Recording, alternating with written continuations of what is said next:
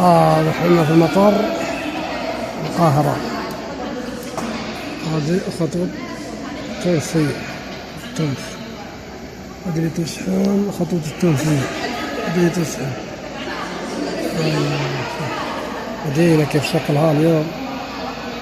هذا هو المطار الدولي.